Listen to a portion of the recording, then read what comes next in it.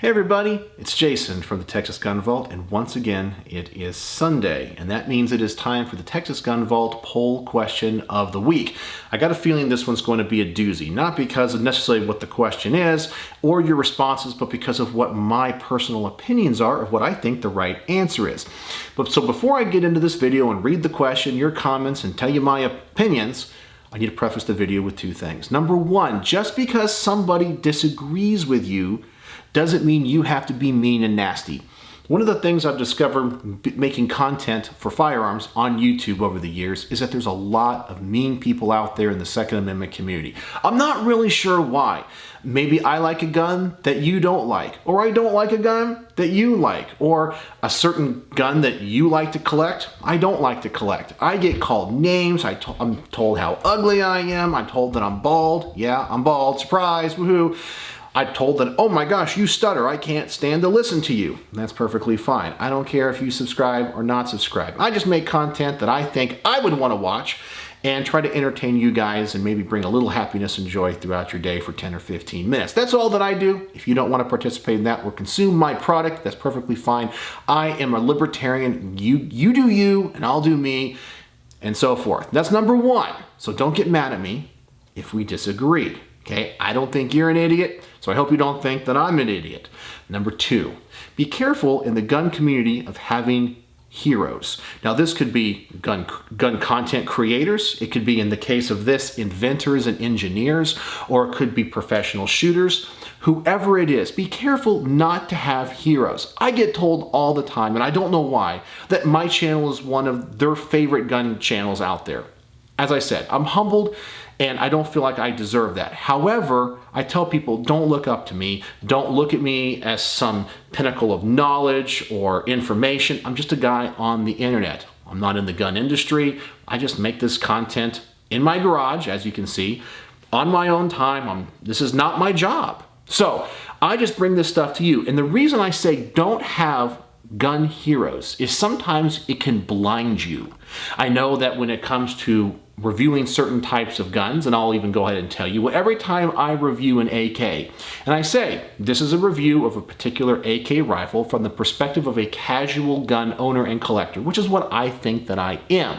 And so these opinions are of my own. You are free to disagree, but I will get page after page of comments telling me how stupid I am. I can't believe you like that rifle or not like that rifle because someone else, and they just put links to other very famous AK videos and go, you're an idiot. Well, it's like, this is just my content. Why do you gotta be so mean to me about it? You're free to disagree.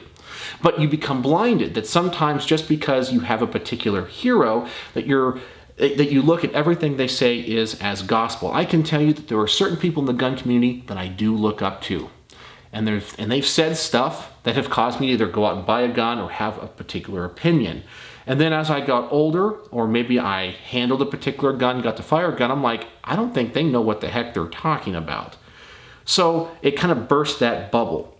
So that's another thing I'm going to talk about the people on this list, because I know there's a couple people on this list that people are going to be very passionate about. And that's okay. I think it's awesome. But don't be blinded by the achievements of others just because you like one individual person. Try to take a step back and look at the overall package, the overall achievement and accomplishment of all of these great inventors that are going to be on this list. Okay, so there we go. I've prefaced the video, so no matter what happens, stay calm.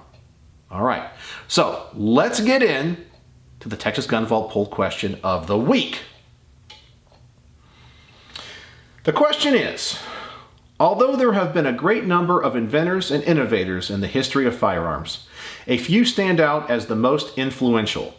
All of these men have attained an almost mythical status by those people who shoot, collect, use, and carry the weapons engineered by these geniuses. While the accomplishments of all these giants in the firearms world are important, which do you feel changed, influenced, or had the biggest impact on small arms development and guns in general? All right, so there's a lot to unpack there, okay? I know it's kind of a broad question, so let's get to the results. And remember, guys, I am only allowed to put 5 answers on the YouTube questionnaire, on the polls. I can't put any more, so I know I got some other people in the comments section saying, you need to put this. I get 5. That's all I get. I can't put 6, I can't put 7. 5. So I had to narrow it down to the biggest that I thought would have the biggest impact and the people would be most familiar with. Okay, so let's dive right into the answers, or your answers specifically.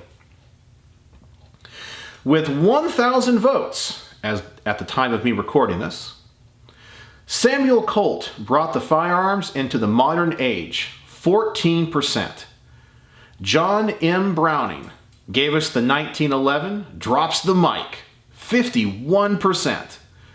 Mikhail Kalishnikov made the rifle to fight the capitalist pigs, 9%. Eugene Stoner made the rifle to fight the evil communists, 18%. And Gaston Glock gave us the OG tactical Tupperware. All right, so the results weren't surprising in the fact that I knew John Moses Browning was going to get the most votes. But he got way more than what I thought he was going to get. So let's go over my opinions of each of these men and what I think their biggest accomplishments were and why either they are really innovative or really geniuses as compared to the others. Okay, so let's start off with Samuel Colt. Samuel Colt, you guys know, is the founder of probably my favorite firearms company. I love Colt firearms, everything from the Peacemakers. I love their black powder guns, AR rifles. Well, they didn't invent that, but they bought it, they've manufactured them for years. Of course, the 1911, they have just made a whole bunch of iconic firearms, and it started by Sam Colt. Sam Colt is credited with inventing the revolver. However, he's not really the true inventor of the revolving cylinder. There were other guns that had revolving cylinders, like the pepper box, before him. He was just the person that added the barrel to the rotating cylinder. It was an ingenious patent. It was a brilliant idea and revolutionized repeating arms forever. But where his genius really lied wasn't in engineering or mechanics, it was actually promotion. He was a promotional master. If you actually read anything about his life and the story of his life, he was kind of a snake oil salesman. He would go from town to town. He had all these different products. He tried to make a name for himself in all these other avenues. And he was relatively successful. He made quite a lot of money doing this, but he was a self-promoter. He was very, I guess, an A-type personality, and I guess he kind of was like a celebrity within his day, even outside of the firearms industry. So the reason that I think the name Sam Colt is praised so much, yes, he did come up with a very unique invention that revolutionized firearms, but his genius is that he was able to produce it and then market it and get it out there to a lot of people. There's been a lot of other great inventions that have not been promoted and kind of die on the vine, or are just lesser known, even though there's a lot of genius that went into them because they weren't promoted correctly. So the genius of Sam Colt, I really think, is the promotion, the advertising of firearms. So that's something that I think he kind of really brought into the firearms industry and brought the knowledge of firearms to a lot broader of a spectrum of people, and of course created such an iconic company that created guns that a lot of people say won the West. But I personally don't think he's the most innovative or the most interesting on this list. Next up, let's talk about John Browning. Now, John Browning arguably is the most influential because, as even people in my comment section said, he had an impact, not just on pistols. And people got mad at me in the comment section below saying he did more than the 1911. I know he did more than the 1911. But once again, YouTube only allows me to have 65 characters when it comes to the answers to my poll. It's all that I could put in there, 65 letters. That's all that I get, and that includes spaces. So I had to put something that everybody would know, the 1911. But of course, he designed a lot more than the 1911. He had his hand in light machine guns, heavy machine guns. He had his hand in the creation of different types of ammunition. He goes back to lever actions, the high power that came out later. He was the impetus for that design that was later finished by one of his proteges. And his name was, is it Donade Sav, I think it is. It's a Belgian name. I'm terrible at pronouncing his name. I look at his name on paper and I go, I cannot pronounce it correctly. But he also invented the FAL rifle as well. He was a genius in his own right, but he was a protege of John Browning. But John Browning did so much. He was, hands down, the biggest genius in the firearms industry of his time. Now, this is going to be the controversial statement. I don't think he's the most influential on this list. I know, everyone's turning off the computer right now, smashing that thumbs down button. But hear me out for a second. Is it easier to be a genius when there's nothing that is before you? Or is it easier to be a genius when there have been great men and great inventors and women that have come before you and you have to build upon their legacy?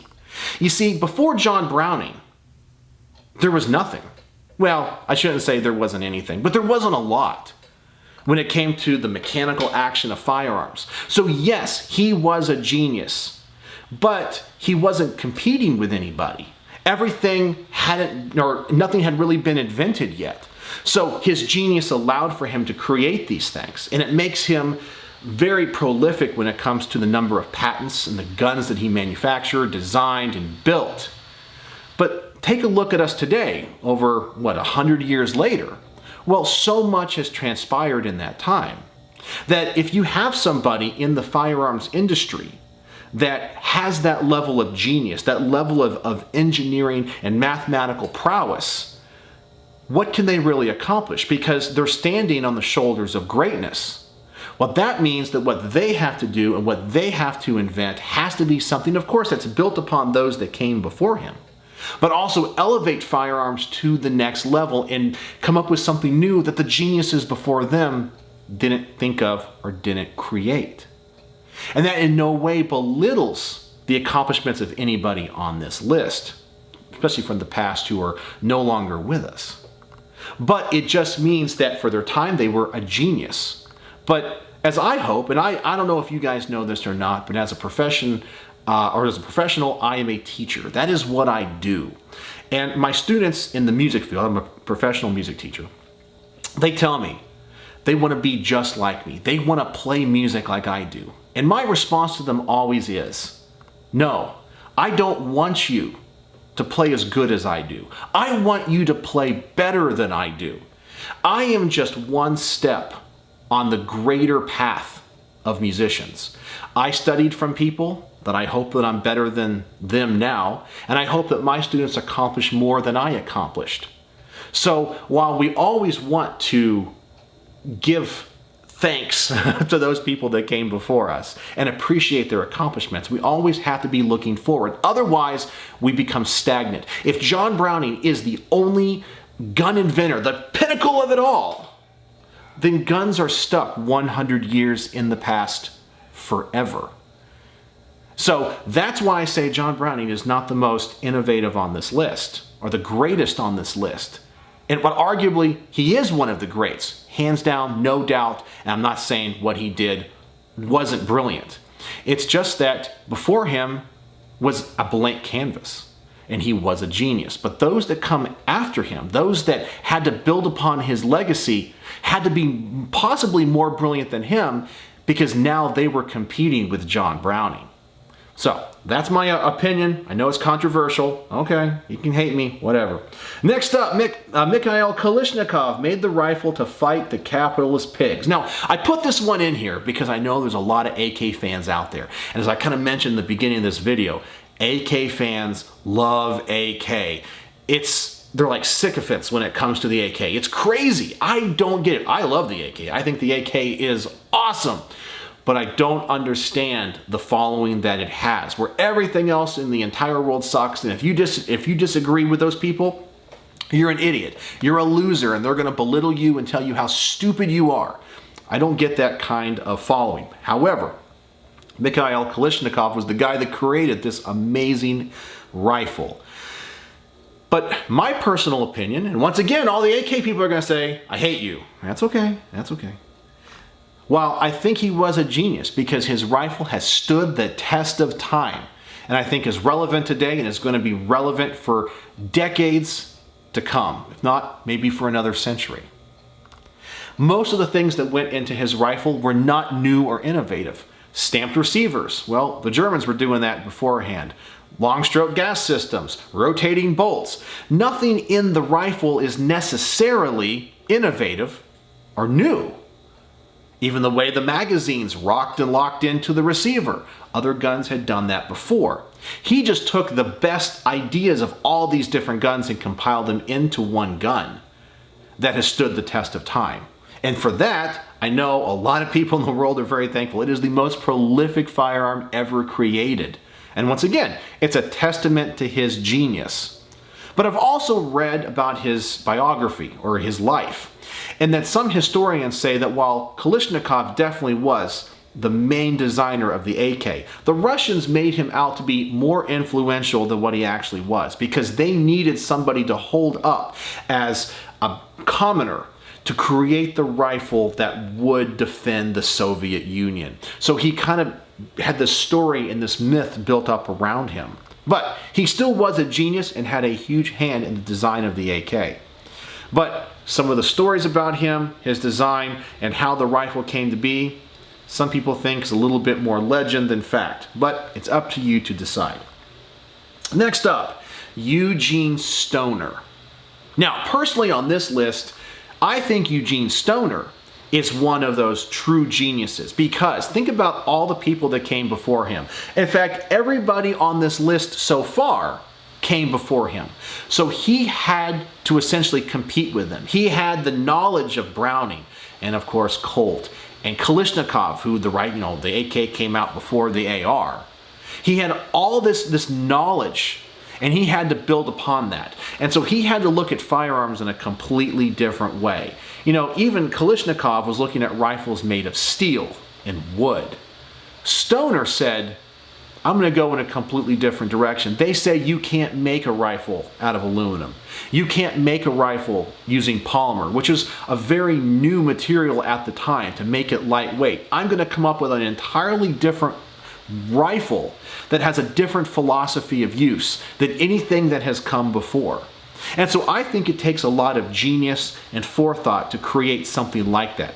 Now, of course, he was standing on the shoulders of geniuses and great men that came before him, but he had to improve upon their designs. And for that, I think Eugene Stoner, more than Kalishnikov, and in some ways more than Browning, is more influential. And his AR pattern rifles are going to be relevant probably longer than some of the Browning designs. I mean, I don't see the military really replacing the M16 or the M4 style rifle with a direct gas impingement anytime soon. We could see this rifle go all the way into the next century because it's so well designed, it's so lightweight, it's so modular, it's come so far, so much can be done to it, whether that's intentional or not. To me, for him creating that, and also having to kind of compete with the legacies of the other great men, I think he comes in second place. Now, I know what you're thinking. Everyone right now is going absolutely crazy going, I can't believe that the 4 people you've mentioned you don't think are the greatest on this list. I know, it's okay. But I'm giving you my reasons. Remember, you can disagree and we can still be friends, right? I am now going to talk about Gaston Glock. I think out of everybody on this list, he is the perfect blend of everybody that came before. He stood on the shoulders of these other people and took all of their ideas and built upon them and created an entirely new class of firearms that every other company that makes handguns copies today. Okay? So, like Colt, Glock was a master marketer. He knew how to market the Glock pistol. If you read, it's like a book about the Glock, America's Gun, is I think what it's called. It talks about how he sent representatives to the United States, how they marketed it to police departments, to militaries around the world. He was a master marketer. He was a master designer because he built the pistol. There's stories about him after he was designing the prototype, sitting late at night in shooting ranges, worried that his hands were going to get blown off as he was designing the gun. You know, trying to reduce the number of parts to make it as simple but as safe as it possibly could. He was using innovative materials. Now, I know he did not create the first polymer handgun. I know that. That is the HK VP70. However, it's the first successful design. So he was using polymers, new materials, to design firearms to make them lightweight, corrosion resistant, very future thinking. I can only imagine that when the Glock pistol came out and they were as prolific as they were, there were probably a lot of people that looked at his gun and said, that thing is just too futuristic, it's too space age, I'm not gonna buy a piece of plastic. But now look at where we are in the firearms world. Every company, Smith & Wesson, they dropped their entire all-metal framed semi-automatic pistol line to go to polymer with the M&P series. Taurus, Kel-Tec, on the kind of the cheaper end. But even on the higher end, you have HK, you have SIG. All these companies have gone to polymer framed guns. And none of this would have been possible without Gaston Glock. So I personally think that of the people on this list, I think Glock is the most influential person and the best designer. Now, I'm not saying his design is my favorite. I know some people are saying, oh my gosh, you're a Glock fanboy. No, I'm just looking at this, trying to be objective and looking at this from my perspective of understanding that when you live 100 years after Browning and you still have to innovate, you have to still create something, and you have to stand on those shoulders, you got some big shoes to fill. And for somebody to take those designs to the next level means, in my opinion, they had more forethought, they had more ingenuity than those that came before. But it in no way belittles those that came before them, because they were having to invent and build and design within their own time frame. So there you go. So I said, I know this was going to be a little bit controversial, and some people are already hitting the thumbs down and hating me and going to start making fun of me. But that's okay. But let's get to your comments and let's see what you guys think when it comes to the answers here. Our top rated comment comes from Cool Hand Luke, who says, Browning is clearly the winner in this poll. He contributed to the success of Winchester, Stevens Remington, and Colt with his designs and patents on a variety of weapons. If for no other reason than his designs were used over 75 years by U.S. and Allied forces in World War I, World War II, he has to be the top of the list. I mentioned this when I talked about Browning. He is an absolute genius. And the things that he invented, the things that he designed, of course, long-lasting, I don't think anybody could top the amount of work that he did. But he has been superseded in my personal opinion. I know, people can get mad at me. But because of his designs, we won 2 world wars. And I think we should all be thankful for his ingenuity and genius in that way. The next comment. Surgical says, really not a competition at all. Browning not only diverse in his designs, but successful in each field. Handguns, shotguns, pump, auto and lever, semi-autos, full autos, single shot, bolt actions, lever action, and ammo. Literally, no one else is on his level. Same comment goes to what I said to the last one. There is no doubt that he had his hands in so many things, and he was a genius. But he really wasn't competing anybody. The entire firearms world was a blank slate to him. And he was a genius among standard mortal men. So in his time, there is no doubt that he was, or that's why he was so prolific. Next up, we have Knife Text. I'm going to write in a vote for Swiss gunsmith Jean Samuel Pauly. He invented the first integrated cartridge. Without him, we'd still be carrying around powder horns. And that's a good point. Some other people in the comment section also talked about Pedersen, who was also a very prolific gun designer around the time of Browning. All these men, there's so many other people that have contributed to the history of firearms and firearms design that I couldn't list. I just had to go with the top 5. As I mentioned before, I only get 5 options on the YouTube poll. Next up, we have Mothra 444. We could include Uzi Gal. He gave us the Uzi and the Desert Eagle and the Action Express calibers. And yes, we could.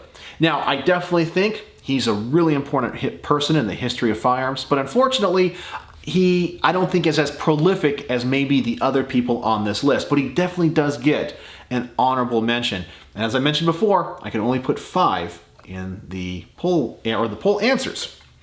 And finally, we have my good friend Matt Murrow, who says, John Browning also gave us the high power, the greatest gun of all time.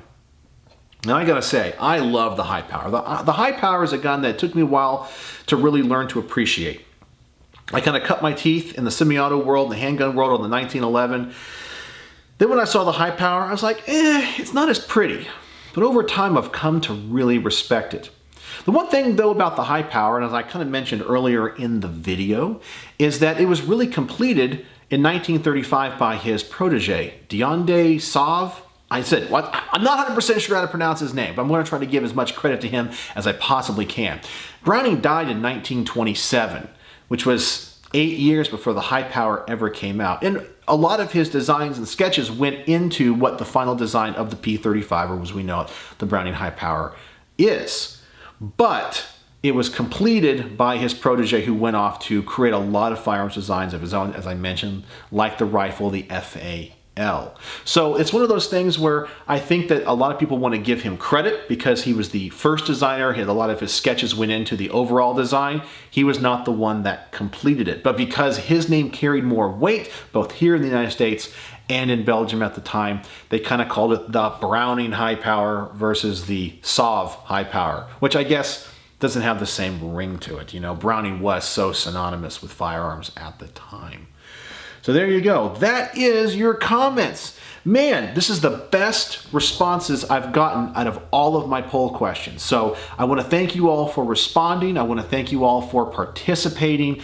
It is honestly humbling that so many of you guys participate in this and just want to be a part of the Texas Gun Vault poll question of the week. Now, if this video is released, which you guys should be seeing it right now, it means next week's question is released, and it will be in the description below in my community tab. So you can go to my channel, go to the community tab, hit that, you should see the poll question there. You can also check out the link, which should be directly in the description to that particular poll, and please comment, vote, and upvote the comments that you like if you agree with somebody. I don't answer any of these poll questions because I don't want to skew the results, and I don't want to influence the results by voting myself. So there you go. So thank you guys so much. This has been a great poll question of the week. I know I've been a little bit long-winded, so I hope you guys enjoyed it.